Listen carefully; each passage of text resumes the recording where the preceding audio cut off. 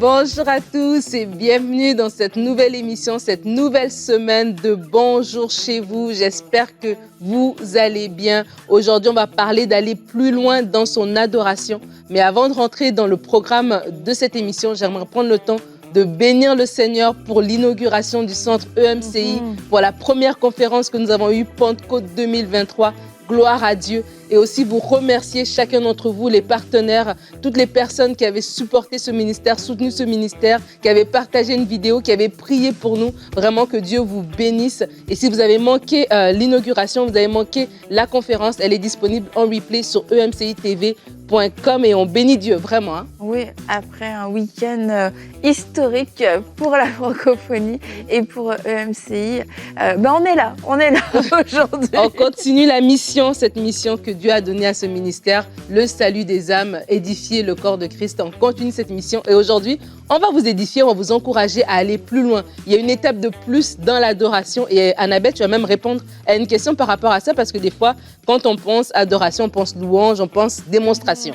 C'est une question, je vais te la lire. Oui. Elle vient de Jean-Philippe de France et Jean-Philippe demande « Je ne suis pas démonstratif dans la louange, est-ce important pour Dieu ?» Eh bien, je vais pouvoir leur répondre à cette question en tant que personne moyennement démonstrative. Comme ça, je vais avoir une réponse équilibrée au moins. Oui, et c'est vrai parce que des fois, il y a une petite école de pensée. Il y a des gens qui sont très, très démonstratifs dans la louange, d'autres sont plus réservés. Et on va ensemble, je crois que vous pouvez déjà deviner entre Annabelle et moi qui est démonstratif dans la louange et qui ne l'est pas. Et en dernière partie d'émission, on aura une rubrique culture et médias. Aujourd'hui, on va parler d'une belle campagne, la campagne Un verre d'eau, une campagne qui vient en aide aux enfants, pour cette fois-ci, aux enfants du Madagascar, l'organisme 2400 Sourires.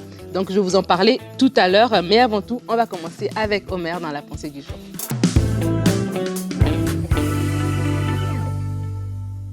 Alors aujourd'hui, j'aimerais t'encourager à aller plus loin dans ton adoration. Je serai très pratique. Le psaume chapitre 63, le verset 2 nous dit, David dit, « Ainsi je te contemple dans le sanctuaire pour voir ta puissance et ta gloire. » Et lorsqu'on le remet, ce texte, dans son contexte, on se rend compte que David ne passait pas par des temps faciles, passait par des temps difficiles. Il était dans le désert de Juda.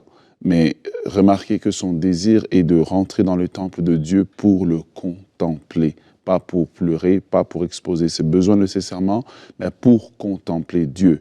Alors, contempler signifie simplement considérer attentivement, être observé, être absorbé par l'observation de quelque chose, comme quelqu'un qui observe un beau tableau d'art dans un musée. Vous remarquez dans les musées les silences qu'il y a, parce que toute l'attention est sur la contemplation de l'objet d'art, ou pour certains, quand Adam a vu Ève, il a fait « Waouh, voici cette fois-ci l'os de mes os, la chair de ma chair. » Qu'est-ce que je veux dire par là? C'est que l'adoration, en fait, n'émane pas nécessairement de nos circonstances, mais elle émane plutôt d'un cœur débordant devant Dieu. Voilà pourquoi Ésaïe chapitre 40, le verset 31 nous dit « Mais ceux qui se confient en l'Éternel, eh bien, renouvellent leur force. » La version Darby dit « Ceux qui s'attendent à l'Éternel ». Je crois que ce texte, « Ceux qui s'attendent à l'Éternel renouvellent leur force ». Alors, j'aimerais vous donner quelques principes pour aller plus loin dans l'adoration. Premièrement, bien, quand vous rentrez dans l'adoration, si vous avez la possibilité, mettez une musique instrumentale. Mais la première chose dans l'adoration, c'est le principe de l'attente. Je rentre et j'attends. J'attends que celui que je vais adorer fasse aussi son entrée. Donc, cela déroule sur le deuxième principe, c'est le principe du silence. Le silence, jusqu'à ce que mon être, en fait, se déconnecte de tout et commence à se concentrer sur Dieu. Pour certaines personnes, parfois, ça va prendre 30 secondes. Pour d'autres, parfois, ça va prendre 1 heure. Ça dépend de comment. Mais l'adoration, ce n'est pas être pressé, c'est prendre le temps. Habakkuk, chapitre 2, le verset 20 nous dit « L'Éternel est dans son Saint-Temple, que toute la terre fasse silence. » Il faut que j'arrive à un moment où j'ai un silence intérieur, que le bruit extérieur ne me dérange plus. Ensuite, à partir de cela, eh bien, je vais arriver à un point dans l'adoration où, tranquillement, mon cœur va commencer à se remplir de paroles. Souvent dans l'adoration, quand je prends le temps, mon cœur commence à se remplir de paroles. Je ne prépare pas qu'est-ce que je veux dire, c'est l'adoration émane d'un cœur débordant. Et c'est pour ça que le psalmiste, au psaume 45, le verset 2 nous dit « Des paroles plein de charme bouillonne dans mon cœur. Je dis, mon œuvre est pour le roi et que ma langue soit comme la plume d'un habile écrivain. Donc tout commence par un cœur débordant qui déborde pour Dieu. Pourquoi? Parce que dans ce silence où je suis, dans la présence de Dieu, où je contemple sa beauté silencieusement, eh bien le Saint-Esprit commence à mettre des mots dans mon cœur, commence à mettre des expressions, des larmes, des soupirs, etc. Et c'est à partir de là que je tombe au principe numéro 4 dont Jésus parle, c'est de l'abondance du cœur que la bouche parle. Donc, parce que mon cœur déborde, automatiquement, ce vase intérieur que j'ai déborde alors par des paroles. Alors, c'est pour ça que cela ne vient pas des circonstances, mais vient plutôt d'une connexion que j'ai avec Dieu. Alors, allez plus loin dans votre adoration. Amen. Merci, Omer. J'ai l'impression que tu as accéléré ta pensée. Je vais te laisser revenir dessus sur les points que tu as abordés parce que c'est tellement important. Il parle de s'attendre à Dieu. Déjà, j'ai aimé ça, de s'attendre. Et donc, ça veut dire d'avoir cette prédisposition où on sait qui est le Seigneur, on sait ce qu'il est, son cœur, son caractère, etc. Et on vient pour le rencontrer. Et c'est vrai que moi, je me rappelle quand j'étais plus jeune dans la foi, l'adoration pour moi semblait quelque chose d'un peu lent. Moi, j'aimais plus la louange. Voilà, on est dans l'action. Et la louange, on parle de la grandeur de Dieu et tout. Mais quand tu parles de l'adoration, c'est ce silence où Dieu je viens rencontrer le Seigneur et j'attends qu'il soit là. Et c'est de l'abondance de mon cœur, tout simplement, que ma bouche va se mettre à parler. Je commence à contempler, voilà, sa grandeur, son amour, son intervention, sa beauté. Et c'est comme ça que les paroles vont sortir de mon cœur. C'est tellement puissant, en fait. Et si vous, certains d'entre vous, peut-être que avant l'adoration semblait pour vous quelque chose une musique plus lente, un temps plus, plus calme, j'ai envie de dire, on est dans l'église, on fait la louange et puis après, bon, l'adoration, c'est 2-3 chants plus calmes. Mais en fait, c'est pas du tout ça. C'est vraiment d'aller dans le lieu secret. Et même dans notre chambre, comme tu l'as dit, tout seul, avec le Seigneur, on s'attend à lui. Et comme ça, comme dans un musée, on peut être là des heures devant un tableau, mais de la même manière, on peut être des heures à juste contempler le Seigneur. Et on va regarder ensemble notre verset du jour qui se trouve dans le psaume 73, le verset 25.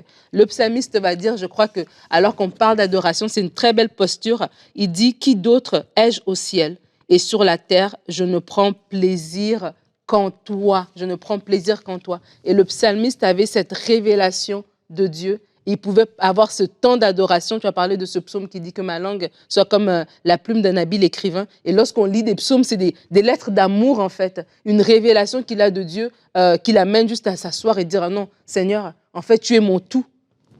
Ben, en fait, lorsqu'on comprend, pour encore mieux comprendre l'adoration, on peut regarder Ésaïe chapitre 6, la rencontre qu'Ésaïe a eue avec Dieu. On pense que, généralement, on pense que l'adoration, c'est parler.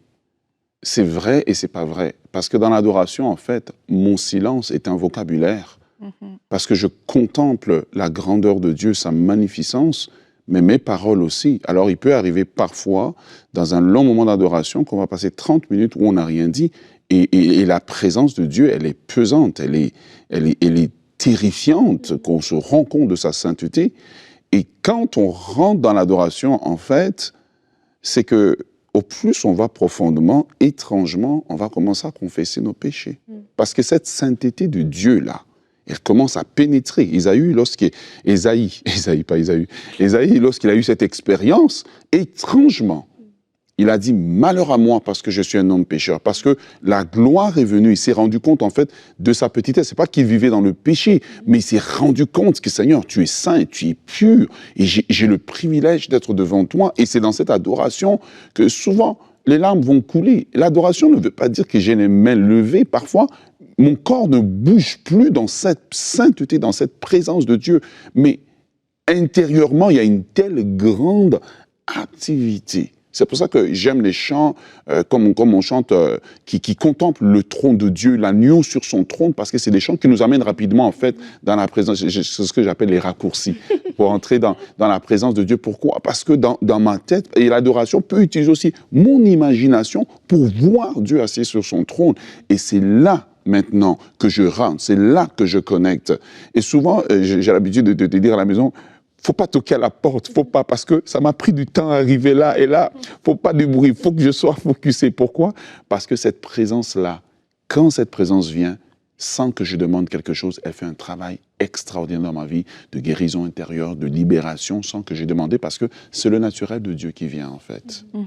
Et quand on on entend ton témoignage, il y a peut-être des gens qui se disent ah, moi, je suis vraiment pas là, dans le silence, dans les larmes, dans les tout. Et le max de l'adoration que peut-être certaines personnes peuvent vivre, c'est le chant d'adoration à l'église. Et c'est aussi ça, je pense, le but de l'émission, c'est de dire on peut aller plus loin et on doit commencer quelque part. Et ce qui est beau avec l'adoration, c'est qu'il n'y a pas de limite, en fait. Il n'y a aucune limite à ce qu'on va pouvoir vivre. Et aujourd'hui, ce que je vis est rien comparé à ce que je suis appelée à vivre. Et que chaque jour, je puisse grandir dans mon adoration. Et une des choses importantes qui va m'aider à grandir dans mon adoration, c'est de comprendre, comme Omer l'a dit, qu'en fait, c'est pas juste chanter, c'est pas juste lever les mains, c'est pas juste prier. L'adoration peut prendre tellement de formes et quelquefois, on va se limiter parce qu'on se dit c'est ça l'adoration, et du coup en lui donnant une forme unique c'est plus difficile à vivre, et de se rendre compte que je peux vivre un vrai moment d'adoration n'importe où, n'importe quand, et que c'est une disposition de cœur, et que quelquefois aussi le Saint-Esprit peut venir me saisir par surprise, on s'y attend pas, et c'est une des choses importantes à réaliser, parce que sinon on va se limiter et on va se dire c'est possible qu'avec toutes ces circonstances-là, et c'est comme toute une mise en scène où tout doit être réuni pour que ça fonctionne, mais c'est pas ça, parce que ça découle de notre relation avec Dieu. Et oui, ça peut découler dans du silence, dans des pleurs, dans des soupirs, dans un chant inspiré, ça peut dans un moment avec d'autres personnes, dans un moment seul, à l'église, dans ma voiture, au travail, ça peut être n'importe quand, avec n'importe qui, sous n'importe quelle forme. Et ce que j'ai aimé aussi, et ça aussi tu parlais du but, c'est d'amener les gens à réaliser qu'ils peuvent aller plus loin. Et je crois aussi qu'un autre point, c'est que dans l'adoration, des fois, on attend de voir quelque chose avant d'adorer. Donc, on attend de voir, comme Anne, par exemple, elle a eu son miracle. Et dans le 1 Samuel chapitre 2, elle a plus maintenant adoré Dieu en disant qu'il est du fumier, il relève l'indigent, etc. Donc, du coup, nous aussi, on se dit, j'attends d'abord d'avoir une action, de voir une intervention de Dieu. Et là, je pourrais adorer le Dieu qui m'a fait sortir de cette situation, celui qui est intervenu, etc., etc., de donner des qualificatifs. Mais là, on dit d'aller plus loin dans son adoration. J'aimerais aussi de parler d'une adoration qui est pas préventive, mais qui est précurseur, je sais pas, en tout cas, qui commence avant même que la chose se soit décantée. Donc, vraiment une adoration qui est différente, qui est indépendante. Voilà, je cherche mes mots aujourd'hui. C'est le lendemain de l'inauguration. Une adoration qui est indépendante de vos circonstances. Une adoration qui est un cœur à cœur de vous, qui avez eu tout simplement la révélation de qui Dieu est. Et comme Annabelle l'a dit, l'adoration découle de notre relation avec Dieu. Et dans votre relation avec Dieu, vous grandissez de jour en jour, vous avancez. Regardez pas les autres en vous disant « Oh, cette personne-là, elle adore pendant des heures. Moi, j'y arrive pas. On dirait j'arrive pas à me connecter. » Non, c'est pas une question de se comparer aux autres, mais c'est de dire vous-même, déjà, vous comprenez que l'adoration, c'est pas une récompense que vous donnez au Seigneur parce qu'il a fait quelque chose, parce qu'il a intervenu. C'est déjà en amont que vous l'adorez tout simplement pour qui il est. Vous reconnaissez sa grandeur. Et c'est juste venir dans le lieu secret, s'asseoir. Seigneur, je reconnais ta grandeur. Et comme on nous l'a dit aujourd'hui, ça peut être dans le silence. Donc, c'est pas une question de multiplier des mots. Si vous avez 3 mots, c'est avec ces 3 mots-là que vous les répétez, que vous restez en silence. Et mon âme veut te contempler. Mon esprit veut avoir une nouvelle connexion avec toi. Seigneur, tu es grand. Seigneur, tu es beau. Seigneur, tu es puissant. Tu m'aimes. Tu es mon Père. Et c'est comme ça que vous restez dans ce moment. Et vous allez voir, et Omer l'a dit, c'est que le Saint-Esprit peut vous surprendre, comme tu l'as dit, Annabelle. Et le Saint-Esprit fait tellement des choses extraordinaires. Oui, peut-être que oui, il y aura des larmes, peut-être qu'il y aura une joie, peut-être qu'il y aura un rire. Vous allez vous mettre à rire de bon cœur comme ça. Il y a quelque chose que Dieu va déposer au fond de vous alors que vous prenez du temps dans l'adoration. Et vraiment, oui, il y a des chants, il y a tout un support musical qu'on peut retrouver sur Internet pour nous aider, mais juste le cœur à cœur. Comme tu l'as dit tout à l'heure, le silence, s'attendre à Dieu, le contempler comme un musée. Franchement, l'image, elle est trop forte. Quand on est dans un musée, on s'assoit, on regarde le tableau et on peut y rester des heures. On contemple le Seigneur comme ça dans l'adoration. Ouais, et j'aimerais vraiment encourager les gens. Je retourne sur la question du vocabulaire. Encore une fois, Ésaïe chapitre 6, Ésaïe, Dieu ouvre le voile pour lui montrer l'adoration céleste. Et c'est étrange que les séraphins n'ont pas beaucoup de paroles. Saint, Saint, Saint. et le Seigneur, la terre est remplie de sa gloire. Ils ont répété littéralement la même chose. Donc l'adoration, ce n'est pas un concours de vocabulaire. Beaucoup de gens sont bloqués. Pourquoi? Parce qu'ils veulent chercher des mots compliqués. Ils veulent, voilà. Parfois, dans l'adoration, entre un mot et puis l'autre, il peut se passer 5 minutes. Parce que ce n'est pas important le nombre de mots que je dis, c'est la sincérité, c'est la révérence avec laquelle je dis. Et oui, l'adoration ne doit pas être tirée de nos circonstances. Nos circonstances, oui, ça peut venir, mais ce n'est pas la raison principale. Ce n'est pas parce que Dieu a fait quelque chose. L'adoration, c'est le langage de ceux qui aiment Dieu. L'adoration, c'est le langage de ceux qui se confient en Dieu.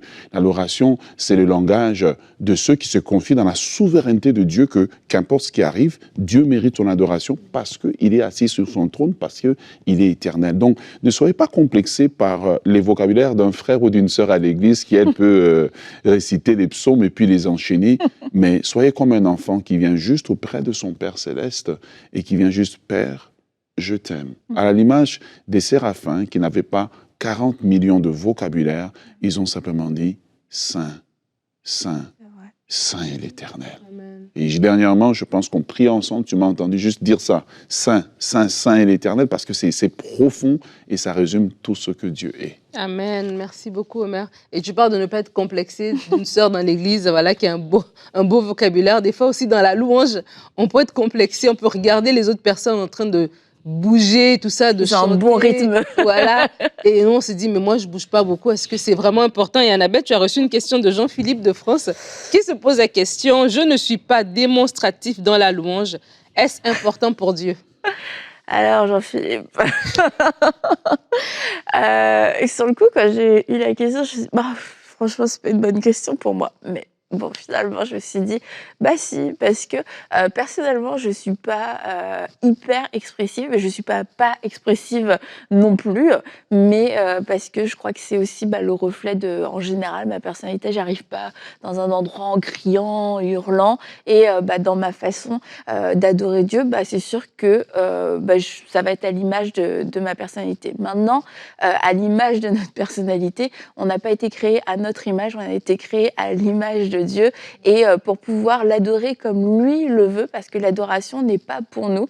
Et il y a une adoration, c'est sûr, une manifestation de l'adoration qui est quelquefois le fruit d'une culture, le fruit d'une personnalité aussi, mais on doit aller au-delà de cette culture, au-delà de notre personnalité pour pouvoir l'adorer en esprit et en vérité. Ça veut dire comme lui le veut, comme c'est agréable à Dieu, et ça doit surtout venir d'un cœur qui est sincère, d'un cœur qui est pur.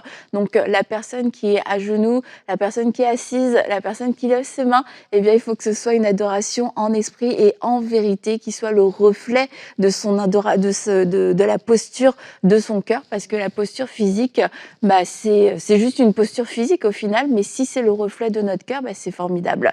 Donc j'aimerais lire, qu'on lise ensemble quelques versets dans les psaumes. Donc vous voyez ce qu'on va lire. Psaume de reconnaissance, poussez des cris de joie en l'honneur de l'Éternel, habitant de toute la terre. Servez l'Éternel avec joie, venez avec allégresse en sa présence. Sachez que l'Éternel est Dieu. Un peu plus loin, entrez dans ses portes avec reconnaissance, dans ses parvis avec des chants de louange. Célébrez-le, bénissez son nom, car l'Éternel est bon. Donc là, on voit qu'il y a quand même pas mal d'enthousiasme. Il y a des cris, il y a de l'allégresse, il y a des chants, il y a de la joie. Donc c'est sûr que ça nous met quand même sur la piste que le fait de louer Dieu, eh bien ça demande une certaine manifestation extérieure. Alors encore une fois, on a des manifestations de joie qui varient d'une personne à l'autre, mais c'est certain, la poussée des cris de joie, il y a des gens, wouhou, c'est un cri de joie, et d'autres gens, leurs cris de joie vont être plus forts. Voilà. Un autre psaume, psaume 63, mes lèvres célèbrent tes louanges, ainsi je te bénirai toute ma vie et je lèverai mes mains en faisant appel à toi. Oui, tu es mon secours et je crie de joie à l'ombre de tes ailes. Encore une fois, on voit une certaine démonstration physique, on va lever ses mains, on va pousser des des cris de joie. Donc oui, on voit que le corps est engagé, on voit que notre voix est engagée.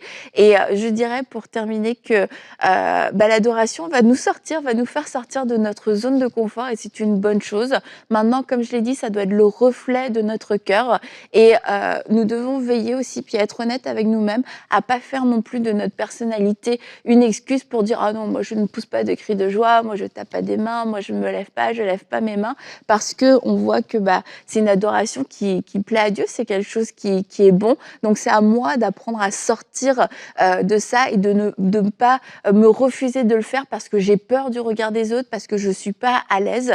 Mais je dois aussi, peut-être pour d'autres personnes, veiller à ne pas le faire par simple imitation, parce que ça ambiance et parce que c'est cool, et de ne pas utiliser cette manifestation de ma louange et de mon adoration pour couvrir des failles dans mon cœur, pour couvrir même une vie de péché. Je dois être honnête avec moi-même. Donc, je ne m'empêche pas de le faire parce que je suis timide ou parce que j'ai peur, mais je ne le fais pas non plus pour faire comme les autres ou pour me dire « Ah, c'est comme ça que je vais être spirituelle et que je vais impressionner le Seigneur ». Donc, une adoration qui plaît à Dieu, c'est une adoration en esprit et en vérité, une adoration qui lui plaît à lui. Et si ça nous demande de sortir de notre zone de confort, c'est normal et c'est une bonne chose. Maintenant, une posture physique reste une posture physique et c'est le cœur qui importe pour Dieu. Mais à cause de notre feu dans notre cœur, c'est normal que ça puisse déborder de façon extérieure et qu'on puisse pouvoir pousser des cris de joie, avoir des chants d'allégresse, etc. Mais comme je dis, d'une personne à l'autre, le volume peut varier. Amen. Merci beaucoup pour ta belle réponse. Moi, je me rappelle quand la première fois que je devais lever les mains. Tu sais, au début, c'est comme ça, là. Tu sais, c'est comme ton corps et tout. Puis là, après, c'est comme ça. Et puis, après, c'est comme ça. Et puis, franchement, ça m'a pris du temps. Parce que t'es mal à l'aise. T'es un peu timide. Comme tu dis, c'est ta personnalité et tout. T'es gêné. Et puis après, tu le fais spontanément, en fait. Mais comme on dit, une personne, ça varie d'une personne à l'autre. Annabelle, t'as vraiment bien répondu. Et c'est pas aussi à nous de regarder les gens dans l'église. Ah oui, moi, celui-là, il lève jamais les mains, ou bien il est plus timide dans son adoration, dans sa louange. Donc, ça veut dire qu'il a une moins grande révélation. Parce que des fois aussi, c'est le contraire. On peut aussi juger les gens juste par la façon dont ils se comportent dans le temps de louange. Et ça, c'est une chose à ne pas faire. Alors, si vous avez aussi des questions, vous pouvez nous les envoyer à l'adresse pasteur.j'ai-une-question@emcitv.com et il nous fera plaisir d'y répondre. On continue avec la rubrique Culture et Médias.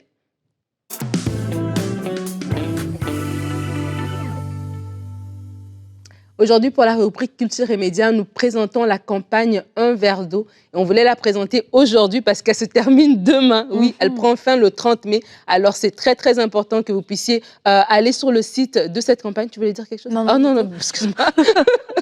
Que vous puissiez vous rendre sur le site de cette campagne pour prendre connaissance en fait de ce qui est porté sur cette campagne en particulier, parce que Un verre d'eau va porter différents projets et en ce moment il porte le projet de 2400 sourires. Si vous vous rappelez, nous avons présenté cet organisme il y a quelques temps et nous avons même fait une rubrique C'est mon histoire avec Romain qui est le président de cet organisme, de cette association qui vient en aide aux enfants défavorisés à Madagascar. Ils ont un projet de faire un village sur 9 hectares à l'extérieur de la ville pour pouvoir aider ces enfants et accueillir 40 enfants d'ici 2023. Et l'objectif, c'est 250 enfants à terme. Et à Madagascar, dans la capitale, il y a 20 000 enfants qui sont privés de nourriture, d'éducation, de santé ou d'hygiène, qui se promènent sur les rues, qui mendient, etc. Et Romain et son épouse Séverine, chaque mercredi, vont dans les rues pour rencontrer ces enfants. Et donc, cette campagne est pour venir en aide à leur organisme. On va tout de suite découvrir la présentation en vidéo. Je m'appelle Fifa Liana, j'ai 12 ans. Je n'ai pas de papa, pas de maman, pas de maison. Je vis et dors dans la rue. Je ne vais pas à l'école car je dois mendier de l'argent pour manger. Je ne suis jamais sûre de trouver un abri pour la nuit. C'est dur, surtout quand il fait froid et quand il pleut. Je crains les adultes, on ne sait jamais ce qu'ils veulent. Ou ils me veulent du mal, ou je suis transparent pour eux, comme si je n'existais pas. Je rêve d'apprendre un métier, de sortir d'ici, d'être quelqu'un. Mais ça, c'est juste un rêve. Alors comment aider ces enfants? La solution qui nous a semblé la plus durable, c'est la construction d'un village au sein duquel on pourra accueillir les enfants des rues qui seraient placés et les accompagner, leur offrir une scolarité, des soins et tout un dispositif qui leur permet d'avoir un avenir.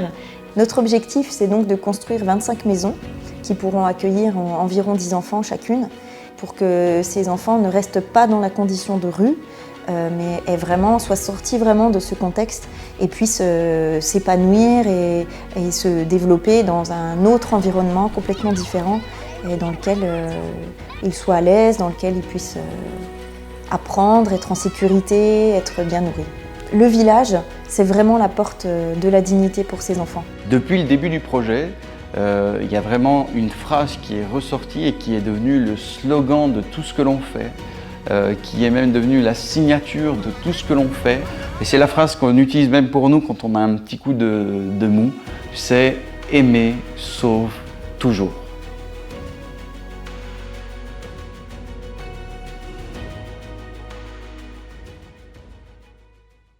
Aimer sauve toujours, c'est extraordinaire ce qu'ils font. En tout cas, ce couple m'impressionne toujours, Romain et Séverine, pour le cœur qu'ils ont pour les enfants. Et comme elle a dit, Séverine, c'est une porte de dignité en fait quand ces maisons vont être construites. C'est 25 maisons qui vont accueillir 10 enfants par maison, dont 250 enfants lorsque le projet sera complété, pour venir en aide à ces enfants-là. Et je vais vous partager quelques statistiques qui sont très, très parlantes. On voit ici qu'au niveau de la faim, c'est 48% des enfants de moins de 5 ans qui souffrent de malnutrition chronique à Madagascar, donc dans la capitale. 13% des enfants âgés de 2 à 7 ans ont des difficultés fonctionnelles, donc ont un handicap. Au niveau du travail, imaginez-vous qu'un enfant sur 2 âgé de 5 à 17 ans exerce une activité économique. Imaginez un enfant de 5 ans qui travaille, c'est incroyable. Au niveau des violences, 3 enfants sur 4 subissent régulièrement des violences physiques. C'est terrible, ces statistiques-là, mais ce qui est bon, c'est qu'il y a des personnes qui ont choisi de se lever pour apporter une solution. Et ces personnes-là, à travers cet organisme 2400 sourires, ça va pouvoir se faire. Et donc, on vous demande, si jamais ça parlait à votre cœur, vous voulez en savoir plus, vous pouvez vous rendre sur le site unverdeau.com pour avoir plus d'informations sur la campagne qui, je le répète, se termine demain. Donc, ce serait très important de réagir rapidement. Allez voir ce qui se fait et allez voir dans quelle mesure vous pouvez intervenir si le Seigneur touche votre cœur par rapport à cela. Nous, on va se dire à demain.